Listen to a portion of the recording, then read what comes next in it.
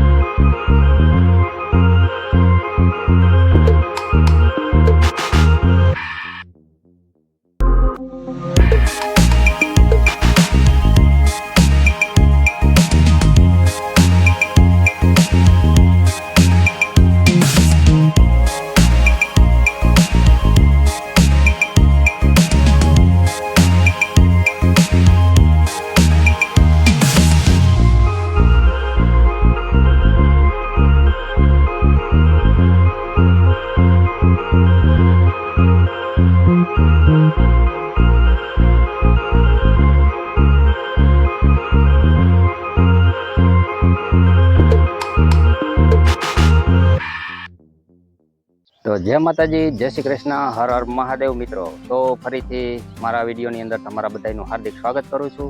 તો ફરી વખત એવી એક ઐતિહાસિક જગ્યા ઉપર આવી ગયા હતા, જેમ કે આપણે અઘોરીનાથ મહાદેવના દર્શન કર્યા હતા, ભીમનાથ મહાદેવના દર્શન કર્યા હતા, ફૂલનાથ મહાદેવના દર્શન કર્યા હતા. આવા ઘણા બધા આપણે ઐતિહાસિક મંદિરોના દર્શન કર્યા.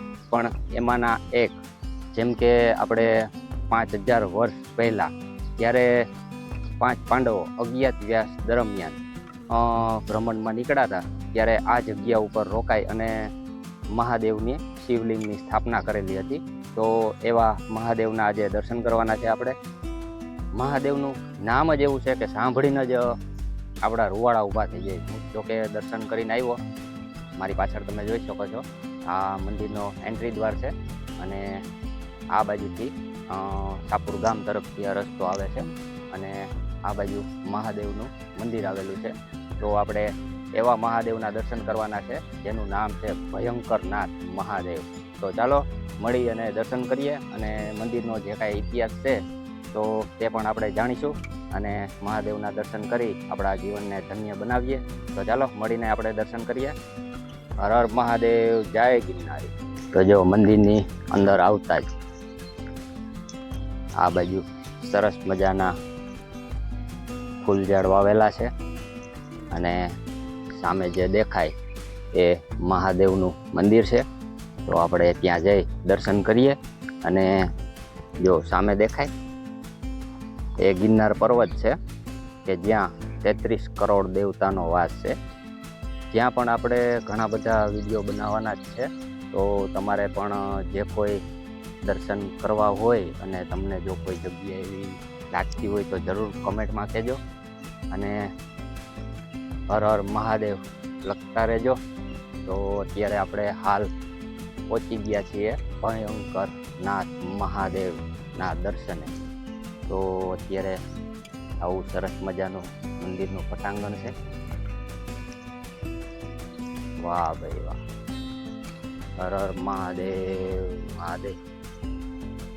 તો ચાલો હવે અંદર જઈ અને મહાદેવના દર્શન કરીએ. તો આવું સરસ મજાના મંદિરની પટાંગણમાં આવી સરસ મજાની જગ્યા આવેલી છે. વાહ ભાઈ વાહ.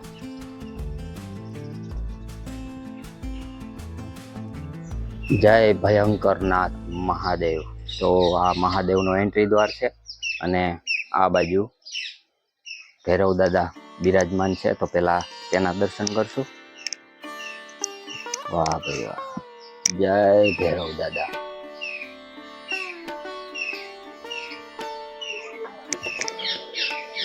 વાહ ભાઈ વાહ.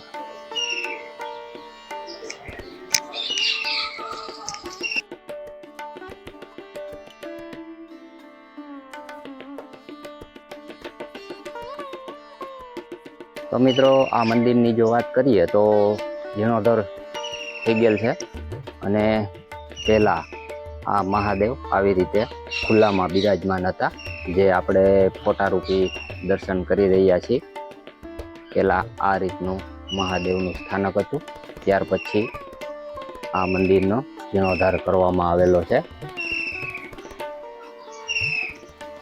બ્રહ્મલીન સંત શ્રી મૌની બાપુ. વાહ ભાઈ વાહ, નમો નારાયણ. તો ચાલો હવે મંદિરમાં જઈ મહાદેવના દર્શન કરીએ.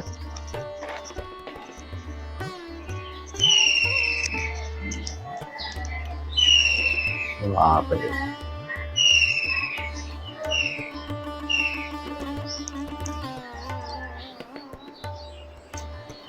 તો મંદિરની અંદર આવતા જ શરૂઆતની અંદર અહીંયા નંદી મહારાજ બિરાજમાન છે.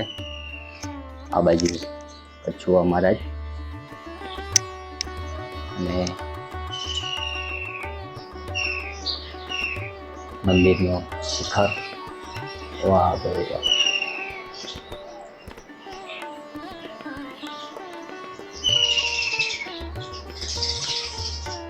તો હવે આપણે દર્શન કરી રહ્યા છીએ ભયંકરનાથ મહાદેવ, કે જે પાંડવો દ્વારા આ શિવલિંગની અહીંયા સ્થાપના કરવામાં આવેલી હતી. વાહ ભાઈ વાહ, જય ભોલેનાથ, હર હર મહાદેવ મહાદેવ. મહાદેવની આ બાજુ ગણપતિ દાદા બિરાજમાન છે. આ બાજુ હનુમાન દાદા અને મહાદેવની આ બાજુ પણ માતાજી બિરાજમાન છે. પાછળ પણ માતાજી બિરાજમાન છે. આ બાજુ પણ માતાજી બિરાજમાન છે. જય ભોલેનાથ. બધાયની મનોકામના પૂરી કરજો, બધાયની રક્ષા કરજો. જય ભોલેનાથ. વાહ ભાઈ વાહ.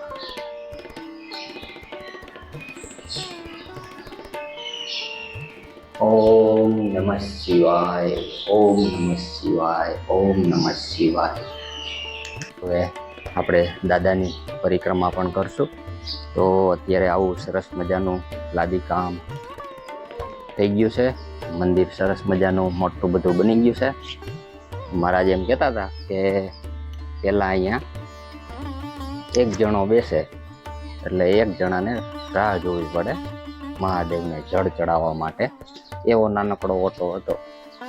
ત્યાર પછી મહાદેવની રજા મળ્યા પછી આ મંદિરનો જીર્ણોદ્ધાર કરેલો છે. આજુબાજુમાં આવા ખેતરો છે અને સામે દેખાય એ સાપુરનો કોઠો. તો આ મંદિરનું એડ્રેસ, મંદિરનો ઇતિહાસ, તમામ માહિતી આપણે અહીંના પૂજારી જે સેવક છે તેની પાસેથી આપણે મેળવશું. મંદિરની આ બાજુ અહીંયા અખંડ ધૂણો આવેલો છે જેના આપણે દર્શન કરી રહ્યા છીએ. ઓમ નમો નારાયણ. તો આ અખંડ ધૂણો છે.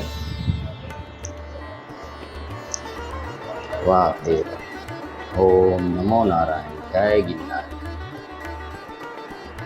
ભયંકરનાથ મહાદેવ. તો આ મંદિરની પેલા સેવા પૂજા કરતા મહારાજનો ફોટો રૂપી આપણે દર્શન કરી રહ્યા છીએ. સાથે સાથે આપણા બજરંગી મહારાજ. વાહ ભાઈ વાહ. જય માતાજી. તો આ બાંધકામ છે એ 5000 વર્ષ જૂનું છે, જેની આપણે તમામ માહિતી અહીંના સેવા કરતા, પૂજા કરતા મહારાજ પાસેથી તમામ માહિતી મેળવશું. વાહ ભાઈ વાહ. તો ચાલો હવે મહારાજ પણ અહીંયા બિરાજમાન છે, તો આપણે તેની સાથે બધી વાર્તાલાપ કરશું. મહાદેવ દા. હરિઓમ હરિઓમ. તો મહાદેવ બધાને. અને આપણા વિડીયોની અંદર અહીંના જે સેવા પૂજા કરતા મહારાજ બિરાજમાન છે અને ગામ સેવકો પણ આપણી સાથે આપણા વિડીયોની અંદર આવ્યા છે. તો પહેલાં તો આપણે એ બધાને મહાદેવ અને બધાનું સ્વાગત કરશું. તો હરિઓમ મહાદેવ હર. તો જેમ મેં તમને વાત કરી કે પાંડવો જ્યારે અજ્ઞાતવાસ દરમિયાન નીકળાતા અને આ જગ્યા ઉપર રોકાઈ અને આ મહાદેવની શિવલિંગની સ્થાપના કરેલી હતી. તો આ જગ્યાની તમામ માહિતી આપણે અહીંયા જે સેવા પૂજા કરે છે તે મહારાજ પાસેથી જ આપણે તમામ માહિતી મેળવશું. તો આપણે મહારાજને પ્રાર્થના કરશું કે આપને તમામ માહિતી આપે. તો મહાદેવ અને આ જગ્યા વિશે તમામ માહિતી અને આનો જે કાંઈ ઇતિહાસ છે તે જણાવજો. હરિઓમ મહાદેવ.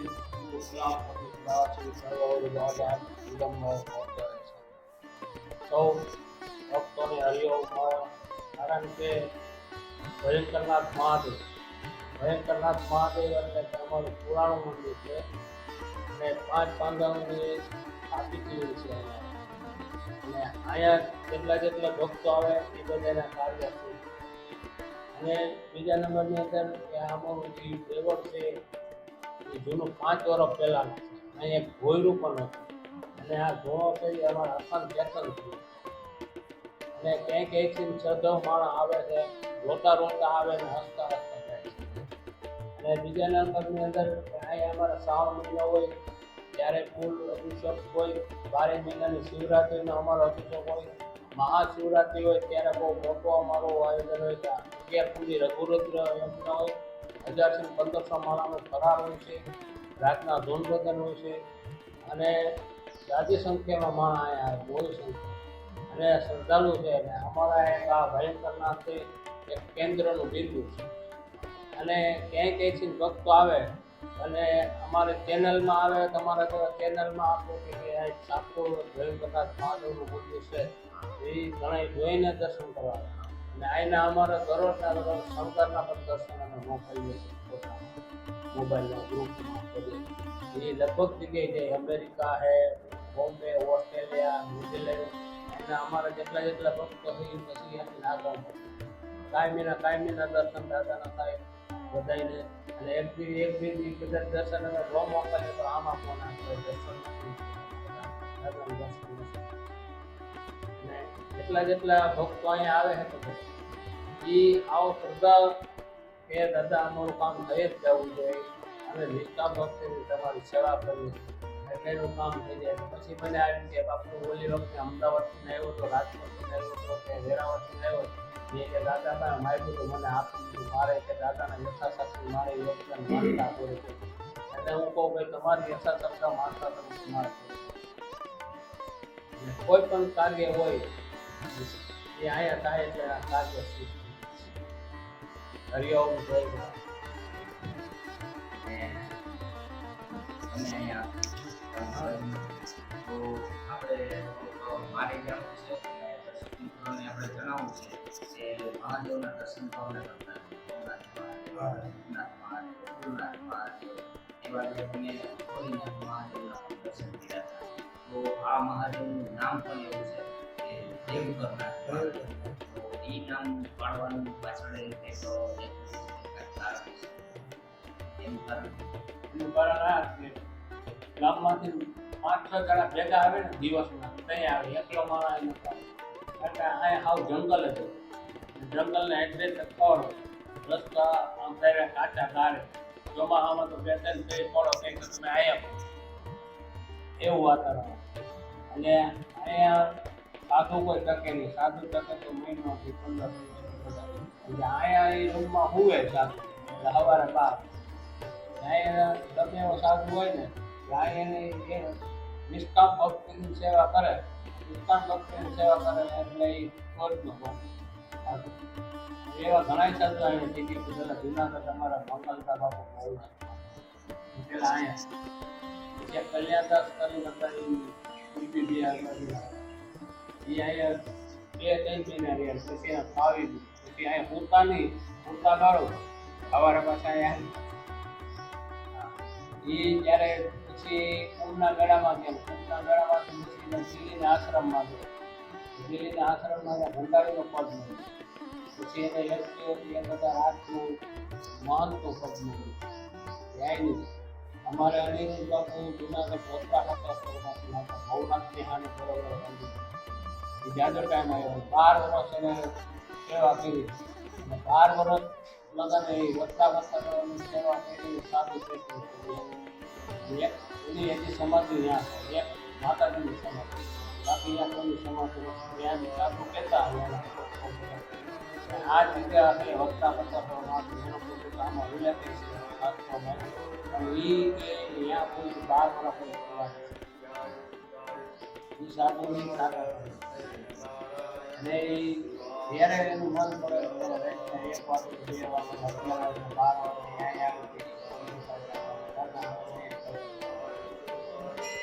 ત્યારે મારા બાપુજી દેવ મનુબાપુ એટલે મારા બાપુને કે મનુબાપુ હરિઓમ બાપુ આવ્યા હતા ત્યારે તો એને દીક્ષા નથી લીધી, બેસી નથી લીધું.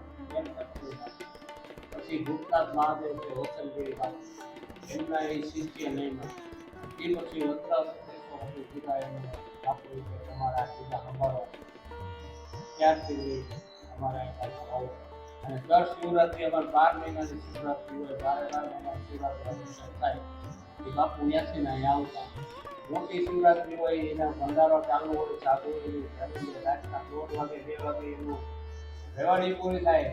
રેવાડી પૂરી થાય હકીકત હોય કે અહીંયા આવો.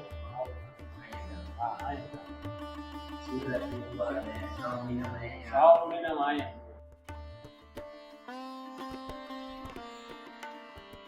તારે તમારો અભિષેક ધૂપ હોય. રાતના જેટલા ભક્તો આવ્યો એને ફરાર આપીએ અમે. શિવરાત્રી પર અમારે મોટો ભાઈ હોય પછી ફરાર હોય એટલે સાંજે અહીંયા અમારે ધોનું. રાત્રે મહાઆરતી 12 વાગે અમારે થાય. મહાઆરતી પછી 100-400-500 જણા ત્યારે પછી ફરાર. અને ચા પાણી ને શરબત તો ચાલુ જ હોય. અને એ કાયદેસર વિધિ વિધાન બ્રાહ્મણો હોય અમારી પાસે એક્ટિવ બ્રાહ્મણ ત્યારે એ અમારું યજ્ઞ થાય.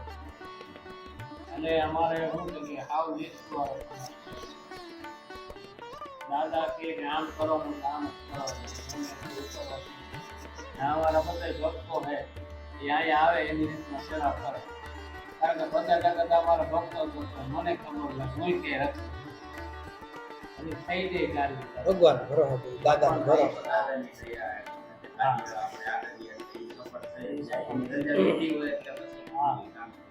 અને હું એની રજાથી બીજા એવું કઈ કામ ન કરું. ત્યારે એકાંતમાં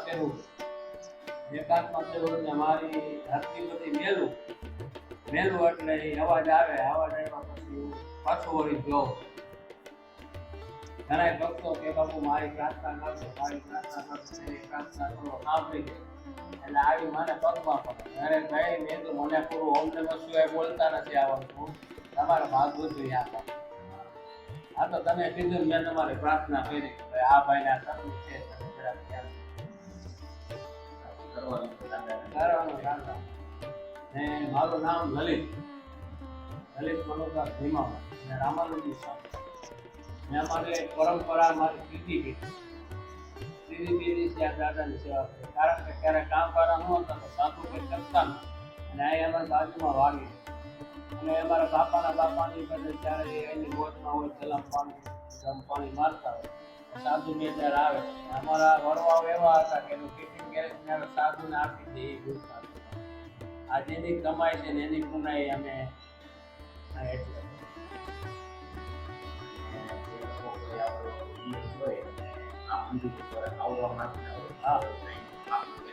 બાપુ એડ્રેસ એટલે કે બાપુ સોરાડ. હા, બસ સ્ટેન્ડની બારોબારનો રોડ છે. એ રાંગે આવેલું જવાનું. રાંગ પૂરી થાય એટલે સીધું દેવરિયા મહાદેવ પહેલે કયો, ભયંકરનાથ મહાદેવ કયો, સીધા અહીંયા. એમાં હું સાપુર કઈ ચાર ગૂગલ મેપમાં બતાવે. સાપુર ખોરાક કહેવાનું વંથલી જુનાગઢ સાપુર ખોરાક. સીધો અમારા અહીં સમય વચ્ચે રસ્તો પડે. સીધું તમે અહીં આમ કર્યું બસ ને ગામમાં નહીં જાવ. ત્યાં ગમે એને નાના છોકરાને કહો તો ભાઈ અમારે ભયંકરનાથ જવું દેવરિયા માતા અહીંયાથી ત્યાં સારું ઉતરતો સીધો સામે. તો મિત્રો, આ મહાદેવનું મંદિર જેના આપણે દર્શન કર્યા, તો અહીંના ગામના સેવકો જેની પણ આપણે માહિતી લેશું અને તેના જે સેવાકીય કાર્ય આ મંદિરને તેના સમય અને તેનો જે કાંઈ ભાવ છે તો તેના વિશે પણ આપણે વાત કરશું. તો મહાદેવ, શું તમારું નામ? હરિઓમ, મારું નામ રાકેશ છે.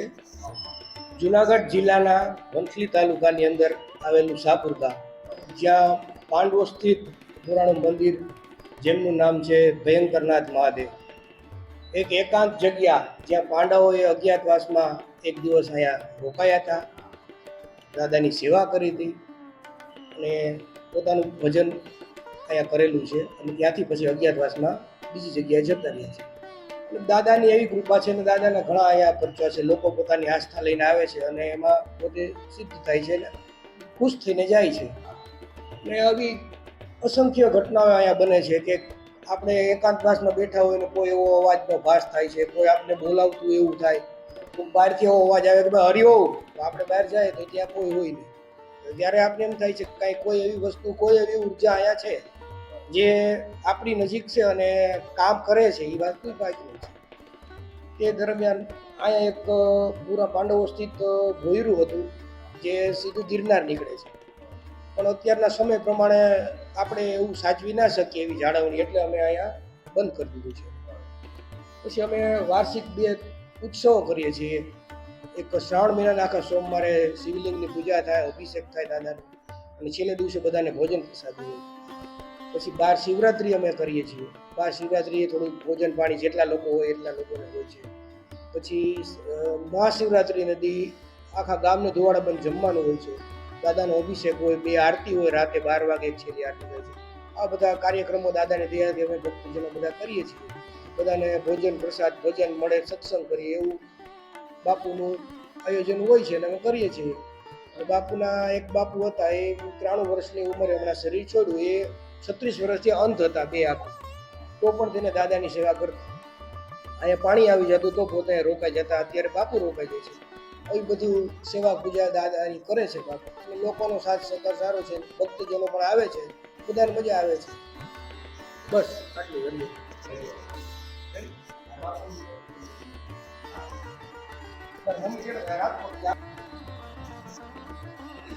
તો મિત્રો, આવી સરસ મજાની માહિતી મંદિર વિશે આપણે તમામ જાણકારી આપી.